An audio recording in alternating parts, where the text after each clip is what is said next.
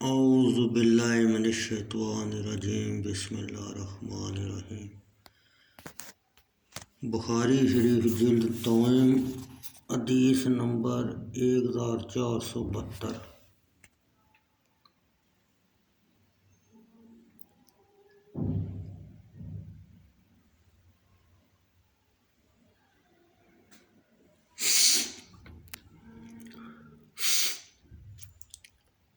زہری نے کہا، مجھے حضرت انس بن مالک رضی اللہ تعالیٰ عنہ نے خبر دی۔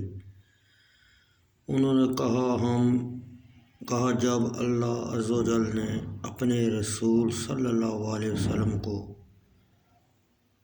حوازن کا مال غنیمت عطا فرمایا تو نبی اکرم صلی اللہ علیہ وسلم نے بعض لوگوں کو 100 اونٹ دینے شروع کیے۔ تو انصار کے بعض لوگوں نے کہا، اللہ تعالیٰ اپنے رسول صلی اللہ علیہ وسلم کو بخشے، آپ قریش کو دیتے ہیں اور ہمیں نہیں دیتے، حالانکہ ہماری تلواروں سے ان کے خون ٹپک رہے ہیں۔ حضرت انس رضی اللہ تعالیٰ عنہ نے کہا، ان کا یہ مقالہ نبی اکرم صلی اللہ علیہ وسلم سے بیان کیا گیا تو آپ نے انصار کو پیغام بھیجا اور ان کو چمڑے کے قبہ میں جمع فرمایا اور ان کے کسی اور کو ان کے ساتھ نہ بلایا۔ جب انصار جمع ہو گئے، نبی اکرم صلی اللہ علیہ وسلم نے خطبہ دیا اور فرمایا، وہ کیا بات ہے جو تمہاری طرف سے مجھے پہنچی ہے؟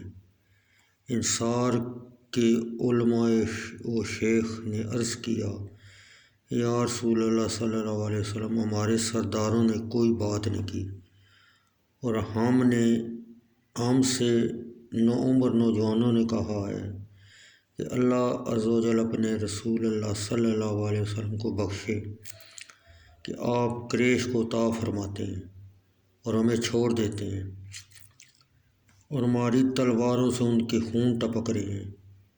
نبی اکرم صلی اللہ علیہ وسلم نے فرمایا، میں ان لوگوں کو دیتا ہوں جن کا زمانہ کفر کے قریب ہے، یعنی نئے ایمان لائے ہیں۔ میں ان کی تالیف قلوب کرتا ہوں تاکہ وہ اسلام پر قائم رہیں۔ کیا تم اس پر راضی نہیں کہ لوگ مال لے کر جائیں اور تم اپنے نبی صلی اللہ علیہ وسلم کو اپنے ساتھ گھر لے کر جاؤ؟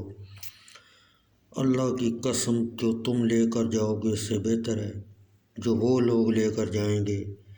انصار نے عرض کیا، یا رسول اللہ صلی اللہ علیہ وسلم، ہم راضی ہیں۔ نبی اکرم صلی اللہ علیہ وسلم نے ان سے فرمایا، آن قریب تم دیکھو گے کہ تم پر دوسروں کی ترجیح دی جائے گی، اور صبر کرو حتیٰ کہ اللہ عز و جل اور اس کے رسول صلی اللہ علیہ وسلم سے ملاقات کرو۔ میں حوض پر ہوں گا۔ حضرت انس بن مالک رضی اللہ تعالیٰ عنہ نے کہا، انہوں نے صبر نہ کیا۔